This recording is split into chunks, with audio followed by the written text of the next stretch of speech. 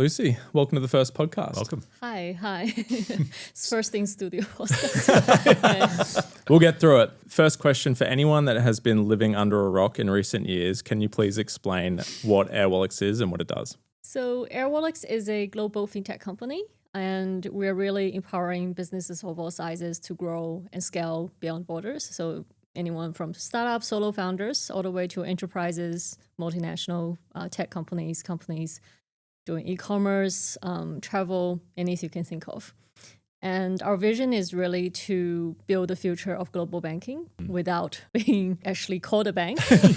And we do so by, helping businesses basically manage their finances in all parts of the world. I think as part of this, podcast series, we really like to, at the start of every episode, get to the crux of early inclinations and early origination stories of a founder. And for you, when I was doing the research, it's actually quite a fascinating journey, right? Like between China, New Zealand, then into Australia. In terms of early upbringings, what does that look like? Were there any signals in early upbringings whereby there was an entrepreneurial spirit there or an intent to found something someday?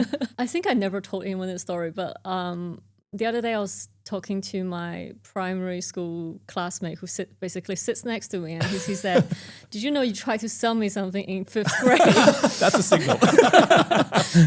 So I think that's a very early on signal. So when I was 11 years old, I already sold something to the person next to me. I grew up in China, but my family moved to New Zealand. In Auckland when I was in middle school, so around 12, 13. And then I went to Melbourne for university, did my uni, bachelor's, master's, and then decided to go back to China to work for 2 years and quit my job and then founded Airwallex with my co-founders. So that's one sentence of what happened to me. And what was the decision, Lucy, to go to Melbourne, I guess, to start with and study there, and then the decision subsequently to go back to China? Was it because the market was particularly ripe with opportunity at that time? What was the thinking? So interestingly, I did all of my internships, like holiday jobs in Hong Kong or China, and all of them related to finance or banking. So I think I already got a return offer when I finished uni. So I was like, okay. And I really liked the people I worked with at that time. Right. Went back to China after I finished uni at Melbourne. And I think from Auckland to Melbourne, I was doing quite well in school. But then I think, New Zealand, I was feeling very free-spirited and I wasn't like going through like the prep and all like the SATs and the paths that will lead me to the US. Yeah. And Melbourne being a lot closer to where I was at that time, and just felt like a very easy choice in comparison. I guess from the outside looking in, right, like it looked like you had this career set in front of you that was going to be very like financial services or a corporate world. And we've spoken to many founders on this series where some of them just truly despise the corporate world, and that is the reason why they jumped ship and decided to found something. I'm keen to know, like, what is your view? Because we have other founders where it's like, I loved actually the corporate world. I liked working at McKinsey. I like working at Goldman's, and I had some really great learnings that set me up better as a founder. I'm just keen to get your take. My dad was a stock trader when I was growing up. Right. So I had a lot of exposure to the different graphs and trading systems as a child. I still remember going to his trading room and just like knocking on the keyboard. I don't think I ever hated that part of the world because otherwise I wouldn't have gone to uni and studied finance, right? Yeah, sure. So I always liked the fact that you can make money with money. And that was very interesting. I think the corporate world, to me, is a way of learning how things work. And I think, taking that to Airwallex, we want to be a startup forever. But as you grow as a company, you have to bring in corporate governance. You have to bring in all sorts of things, right? Like rules. That is something that I think I learned working in the corporate world. There are bits of it I liked, and I do think that it got a bit boring and not as challenging. That's why I took some time off. I never hated it and I actually quite like it, but I just think it's not as challenging and fast paced, or my career, I can easily see it, what it's going to look like in 5 or 10 years. Yeah, makes sense. Yeah. And talk to us a little bit about that transitional moment where you leave corporate and, at some point the idea of Airwallex starts to sort of come into formation. Like, was the decision that I'm going to leave corporate and figure out something new as a pathway, or it was like, no, I'm going to go found something? Like, what was the sort of thinking at that particular point in time? As an investment consultant, I actually got very interested in private equity and venture funds. Yeah. So initially, I actually thought maybe I'll find a job as an investor. The thing is, I was traveling and I was brainstorming, thinking of how to make money with money. I just thought, that's not focused enough. And, I actually want to build something. Yeah. And that's when I got pitched the idea by my co-founders, and they're so committed and ambitious about what they want to do. Even though at that time, the idea was quite small, like it's nowhere close to the scale of Airwallex today. Sure. I actually thought, why not? I think I was 25. So like, what's the worst thing that can happen to me? I quit. I lose If this fails, I can always go back up. Yeah, I find another job, right? Like, so I Yeah. think at that time, age was probably an advantage in the sense that, this is something I can try. And here we are 10 years later. That's the thing, right? Often when we speak to founders that had that formative experience, it's sort of this, would you do it today is always the question, right? Like, if you were faced with a similar decision today, would you go start the business again? It's an interesting one. But in terms of, that founding team and that discussion, were you having other discussions at the time, or it was you caught up with people you knew and it was like it just natural and organic that you sort of came up with the idea of starting to build Airwallex? Nope, this was it. Honestly, that's amazing. Jack was not exaggerating when he said I only took a few hours. So we just went to I don't even know why we went to the law school's library, because you're not supposed to talk there, I think. But maybe it was during the school holidays, and which is like, we went to the uni library to talk about it, even though all of us were out of school by then. That's probably why it happened, because I didn't think too much about it. Do you remember a specific day one of Airwallex? Probably when we got our co-working space. So WeWork was not that popular. At least we didn't really have a proper WeWork in Melbourne at that time. So it was actually Regis, which is the more traditional service office. And it was very small. But we moved in, we got our laptops. And I think the cool thing about working with tech engineers is they always spend the most money on the computer equipment. So day one was us with our Macs, and we needed also to build a desktop. And I happen to know how to build one, so I helped the guys while they were, unpacking and setting it up. What was the main priority in those early days? Because for some founders, it's, okay, we need to run out there and we run a pre-seed or a seed fundraising process. Or we need to try and convince, people to kind of join us on this journey now, or we need to hit these milestones for an MVP. What was it in those early days that were like the key focus? Luckily, we had a lot of co-founders. So 4 of us plus Keylog, who joined as a founding member as well. We already, between the 5 of us, have 2 software engineers. Oh, actually, Jack is also a software engineer, but we made him do other stuff because, we already have 2 guys coding, and then he and Max went fundraising, and I was working on the corporate secretary things, getting the company registered, getting bank accounts and finance and all that, writing JDs, getting coffee in the morning for everyone.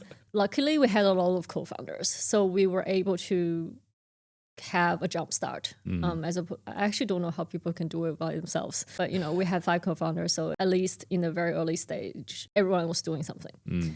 And we knew fundraising was important because we knew we need quite a bit of fund to actually build what we were building at that time. Yeah. And we also know that we need a license, for sure. So, I think we started, the first few hires we had were either software engineers or compliance director or manager. We knew that that's on the top of the checklist.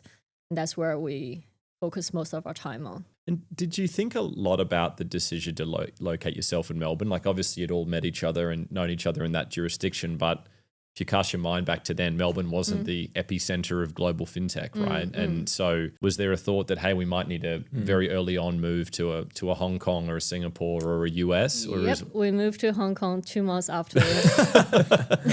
And was it because of that reason that, look, we've just got to be in a more financial sort of global center? There are a few things. So one is our pre-A investor were mainly like Asia based. Yeah. Two, I think we met some very promising customers that were more operating across the region. But having said that, I think most of our early engineers were hired in Melbourne because it was all through like friends referrals and introductions. We still have Harry, our first engineer who we ever hired with us.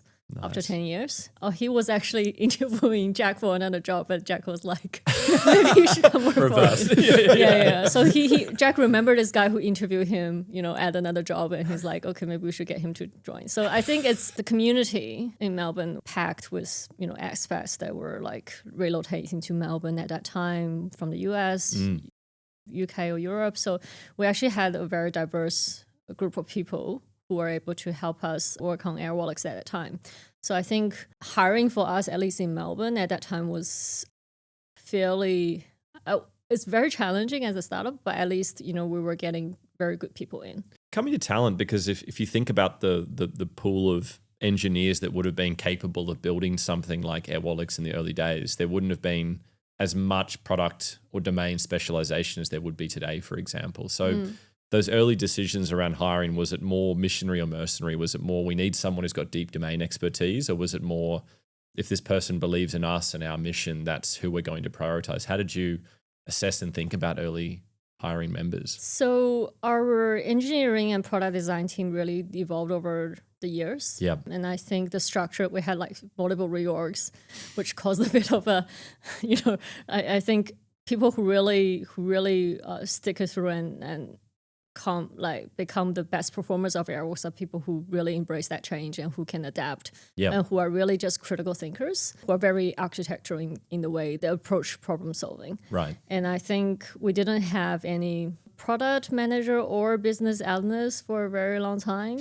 We now have a global head of product, but at that time it was engineers who basically designed and coded and did the whole product lifecycle by themselves. At different stages of your company, you need different people who are really good at what they do. At that time, the hiring was very focused on skills. I think the guys gave them like really ridiculously hard problems and code challenges. People often complain about how long they need to spend on our code challenge before the interviews. Yeah. But I think it's very rewarding because, in our engagement surveys, often people comment about, they just love working with the people at Airwallex. They love their colleagues and their team members because everyone's so smart and they're just like really good at what they do. And they join us because the interviews are so hard. So it's worked. Yeah. So I think we kept that momentum going and we got a better structure over time. And as the team grew, obviously we introduced more layers. And I'm glad that, I have these co-founders who are very insistent on the engineering culture. And I think that really benefited us in the long term. Interesting. I do want to double click on product here actually.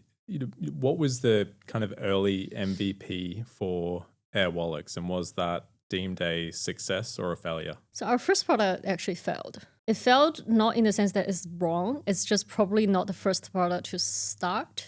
So the first product we thought about is an invoicing product, and it's about getting paid. So for example, I'm in Australia, you're in Singapore, and you're my supplier, so I actually need to pay you. So the product idea was for you to send me an invoice, which I will pay online. It goes through Airwallex systems, you get paid, I get my service or product. Yep. So it's very straightforward. Actually, we have this product today. But the concept itself was that the brand awareness of Airwallex was not sufficient at that time. Mm-hmm. So if you send me an invoice with Airwallex, I don't know who Airwallex is. I'm going to think it's junk mail. Yeah. It's a trust issue. I think the product market fit was also not perfect, but we kept the infrastructure because we were already building that, the clearing network, the FX engine. I actually were very fortunate that we did that. And I think it was a very good decision to be so infrastructure heavy from very early on, because on top of the structure, then we can change the product design or build other things that we can sell. So what happened was we got our first customer at that time, which was a tuition payment agency in Greater China. So they help students pay for their university bills, globally. And the solution we sold them was a very simple payout API, which allows them to convert whatever currency they were collecting from the students into the school's receiving currency and do it through API, cheap, fast, efficient. Roughly 2 years after we started Airwallex, and that really took off, and we got a massive growth in our revenue as well as the volume. And from there onwards, then we started doing other things like collecting, card issuance, payment acceptance, global accounts. The platform started to really scale. Yeah. So it's from there onwards, it was just like more and more, 3 or 4 products every year in different regions. What I find fascinating about that is, and I think you've touched on this before, is you really lent into building the infra layer somewhat early, and it was a multi-year build, obviously. I was always keen to know, like, we talk about like founders and like having product vision, and then there's also founders that kind of listen to their customer and really like build around their customer. Versus the founders that really can encapsulate like what they want to build over a multi-year journey. When you were building that infra layer, did you have to educate investors or employees, et cetera, that, hey, this is the right thing to do. This will all work out in the end. Because now looking back, it looks like exactly the right thing to do. But was that period actually quite challenging in terms of convincing others or stakeholders, internal or external? I think internally we are quite aligned, but definitely investor meetings were very long. So I still remember a period of time when Jack and I were just like constantly drawing on the whiteboard and trying to explain why this is important during our investor pitches or board meetings, because this was pre-revenue, right? Like how do we justify what we were doing? And we were like just basically burning money, right? What made a lot of sense on the infra side was that we didn't want to be just another application that you use and money just pass through us and we just basically help you pay out, right? Like I was managing the finances for Airwallex. I was discovering all of these issues as we were scaling globally. So for example, at that time, I had to travel constantly to open bank accounts offline as opposed to online, which we're doing now for our customers. And so I was traveling a lot of like these counter sitting there waiting, signing things in front of people. It was just not scalable because I was just one person, right? And at that time, one of the products that we came up with was actually our global accounts, which allows you to just sit at your computer, you have an entity registered, and you can open a bank account online. Simple as that. But you can do it in multiple currencies. So it was always confusing to me why, when I was living in Australia, that, I have an AUD account and a USD account. And, in Hong Kong, you have like Hong Kong dollars. And like all of your different dollars are different accounts. And, if you accidentally deposit the US dollars into your Australian dollars, you get this massive FX charge, and they automatically convert it to Aussie dollars. So things we did was like, for example, the multi-currency accounts that we have at Airwallex is 10 plus different currencies or one account number, and that just simplifies things for everyone. So I think as we built our own company, we discovered things that we could do for others because there are a lot of common, problems and challenges that every startup faces. Once we were able to see that growth and adaptation in our first few products, then we didn't need to as much convincing because 10 years onwards, right, we were just announcing that we hit 1 billion ARR, and that's only 1 year after, 500 million. So we doubled in 1 year. When you go back to those first couple of years, one of the things that's so interesting in our experience about fintech is like you've got the engineering swim lane, but you've got all this compliance and governance. Yes. And to keep that in balance, I guess, is such a challenge because you want to scale really quickly and you have then client success, but you've still got to go and actually be compliant in different jurisdictions. What was the rate limiting thing, if at all, early on? Was it the compliance and jurisdictional side of things, or was it actually that we just don't have enough engineers? What were the things that were the hardest to overcome during that period, I guess, as you guys were starting to scale out commercial go-to-market? I think the hardest thing was we never know when we're getting the license. And it's like total black box. Yeah, so we were building. We're thinking we're launching in, X months or maybe 1 or 2 years, but we just don't know. And it often surprises people, how a startup can get this many licenses. But I find that, when I tell people, they never really believe me because we got our ASIC, so Australian financial services license with a team of, I think, less than 15. Yeah, see, nobody ever believes me.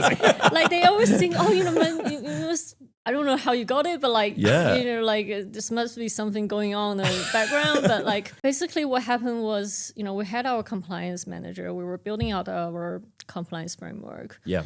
Building the product as we were doing that at the same time. And Jack was like, this is taking too long. He's like always the most impatient man, but this is taking so long. He got our legal assistant to write a letter to John Price, who was the commissioner for ASIC at that time, and somehow it reached him, and somehow he read it, and we then started having more conversations with the regulator, and somehow we got the license. It's incredible. So I think from that we learned that you just have to have very open conversations with the regulators. Yeah, it's even possible to operate without a license if the regulator writes you a letter and say, these are X amount of things that you're allowed to do until you get a license. As we expanded in other regions, try to get as many meetings as we can face-to-face with the regulator and just explain what we do. And I think the timing was also working in our favor that, fintechs were starting to boom and, banks were starting to be a little bit more innovative with their fintech labs. And so a lot of regulators then started looking at, ways to actually include fintechs in their, regulatory scope. And some of the licenses we were applying over the years were actually being written as we were applying because they actually wanted to know that how we can regulate a company now that is fully digital compared to, your offline cash-based payment, remittance, money changers. Because that was what most of the payment companies were applying for, which it's very different to the business model that we have.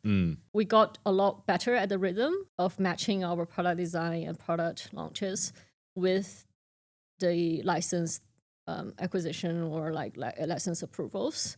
And also because our product is not fundamentally that different across the different jurisdictions that we operate in. Right. So to do an extra country does not mean we actually have to rebuild it from ground up because the regulations are quite similar. At least, the AML laws, the transaction monitoring rules, data privacy. For us to do new product launches, a lot of often it's just timing it with the license approvals. And as soon as we have the approvals, the regulators are happy with what we're doing, we launch the product. Yeah, so I think it's a lot messier in the early days, but I think it's one of the things that we did really well as well. That made sure that we're able to scale at the rate that we're scaling at. I was going to say before, but you've kind of beat me to it. Just in terms of a lot of the PR that's gone out recently, in terms of the growth that you guys are having, which is just insane. And I feel like inflecting is probably an overused term in this industry, but it's very true in your case. But if you take a step before that, right, were there any kind of milestones along the journey where you were kind of okay, things are really going exceptionally well and we are inflecting and maybe the rationale behind that, maybe it was product led or maybe it was, new market expansion, maybe it was a regulatory opening or acceptance. Are there any key milestones that you see across the journey thus far that were those were key times where we knew that things were going remarkably well? Probably I would say the second year after we onboarded our first big customer, so 2019, which seems like ages ago. But so at that year, we became a unicorn. It was memorable not because we hit 1 billion in valuation, but because we actually decided to do, I would say the slightly more traditional type of product compared to what we're doing, which was cards. Yeah. So we started doing card acceptance, wallet acceptance, so payment acceptance, and also card issuance.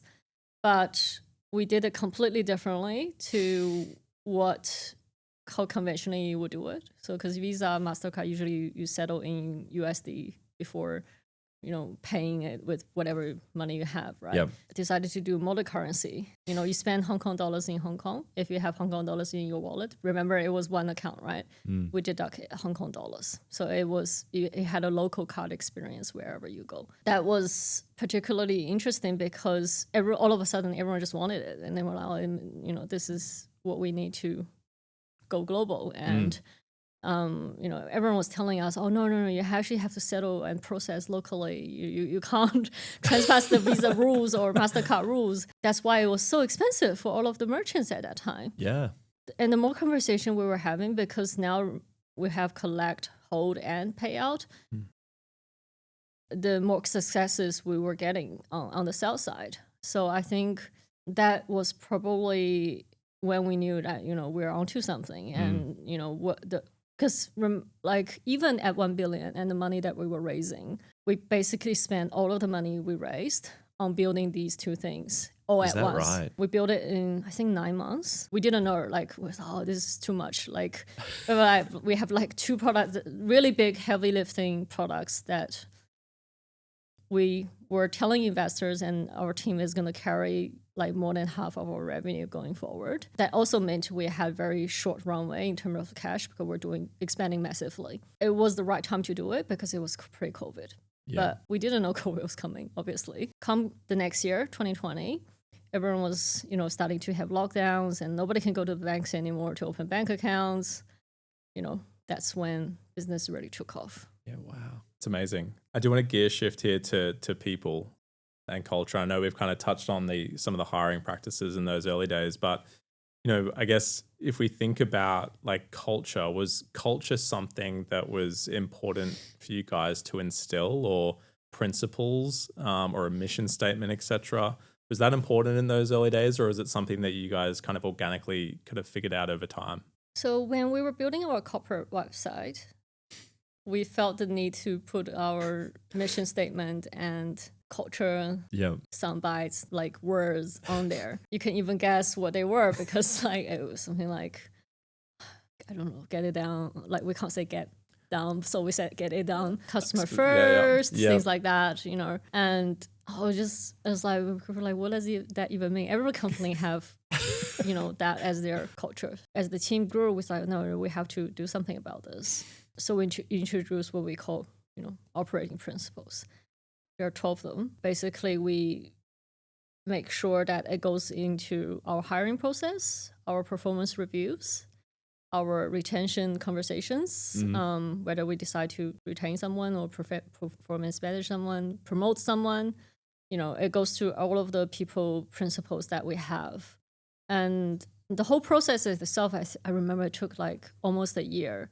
Because, from senior management to middle management, everyone has to align on this. But once we got it, and it did take some time to implement as well, because people can't remember that many. And, you always have something that is, that's about me. And it really resonates with the team. We all try to be perfect, but there are things that you focus on in your career and in your everyday work. It took some time, but I think the team really started to living it. And that's when, when we, our hiring got a lot better. Our, performance reviews became a lot more meaningful as opposed to just, doing transactional. Yeah. I would say we're still working on it. And I think at 2,000 people, you will always have people who are just there to work. Yep. The middle management and the team leaders and the senior management are really believers of the business as well as these principles. But it's a long process. What about you, Lucy? What's been I guess if you look back, the most surprising thing of your evolution as a founder? Like what was unexpected in terms of what you had to professionally grow into, or, what didn't you expect at the outset of the journey that's been the biggest challenges or the biggest learnings? I'm doing this podcast. I'm a very introverted person. So like the early days, I was forced to go to sales meetings and do all of the investor meetings because, the other guys are coding. So, they're okay to do product demos, but then like the sales talks and then like the business development as well as like regulatory conversations, it was on me. I would never expect me to talk myself to talk this much. Like I honestly, like in school, I was just very, very quiet. And I think the other day we were, as a global leaders offsite, we were reflecting on ourselves as well, because the business is growing almost 100% every year. As a person, it's impossible to grow 100% every year. As a result, you need to build your team and you need to delegate and you need to find people who are better at these things than you. And I think probably a learning process itself, because I was doing everything. I was also very defensive about the things that I was doing. I remember, I think it was Series A or Series B due diligence. So one of the early rounds, our investors started bringing the Big Four to audit us. Just like, say no more. I was like, okay. And they were like, this is our X number of things that you're not doing right. And I was like, well, who has time for this, right? Like, it made a lot of sense. It forced us to become a very, I would say, compliant company, or a company that was set up with the right framework. But that also meant, we really, really need a very good finance director. Things like these, like you learn over time and you delegate over time and you get better at it. But at the core of it, I'm still the person, and the founders are the people who know the most about the business. I probably don't have a memory that can, have 10 years of the company all squeezing here, but like the core of it is with us. And I think, people look at us and look towards us for directions. And just the hardest decisions is always by the founders. It never goes away. Honestly, I think if it's a bad decision and it only costs you 1 or 2 months of time to validate that it's wrong, then I think it's okay. If a business by this scale can not live without one person in the business, then even if you're a founder, then it's probably not like something is wrong. Everyone is replaceable. But I think the spirit of it is kept by the founders. And you can tell like companies that got acquired or, the founders leave, something changed. Even it's like one subtle difference. And I think hopefully, the founders are the spirit of Airwallex, and I think even with our existence itself keeps the company ambitious and going forward as we hope it would be. What's next? And I know that's a pretty bold question because you guys have achieved so much, right? But I don't know, we're like at this massive juncture in terms of technical tailwinds with AI. There is a lot happening, obviously, in the world. How do you think through, like, what are the next, I don't know, Act 4, Act 5 of Airwallex? What kind of drives you or motivates you in terms of, what's happening in the future for Airwallex? If you look at our product roadmap, it's pretty filled. Like, even the priorities list is very long. Everything is a priority. And I think it's funny, it's the first time we actually talked about AI after, I don't know how long it's been, but I think behind AI is about how tech companies own, the customers and the data that is needed for AI to really thrive. Yeah. And I think at the beginning of our podcast, where I talk about, maybe banks in the future are not actually banks. Yeah. And I think that's where we're heading. For Airwallex in the next 5 to 10 years.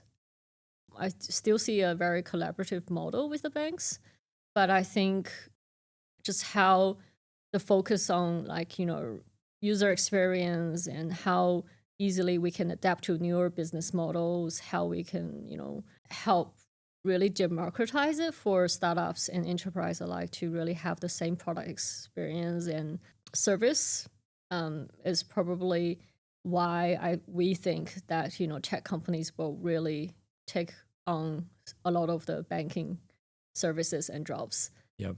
On AI, I talk about, how I had to go around and be the finance manager and we didn't have a CFO. I actually still don't have a CFO, but we have finance director now. We didn't have a proper, I would say, like very big finance function. And I think that's the same, like that's still the case for a lot of the founders these days on when they're first starting out their business. If we are able to have an agentic like AI tool that's basically helping you set up your company in different countries very easily and telling you how to set up your proper bookkeeping, it's all integrated as well because, ecosystem plugins are readily available these days. Yeah. So that's a completely different experience compared to, going to a new country, getting a company, going to the bank. It's still a very domestic experience for anyone if you're trying to expand in another country. That's not a truly global banking, right? Global banking you should have the same experience and product services wherever you go. And that's really where I think Airwallex is heading. It's going to take us a little bit more time.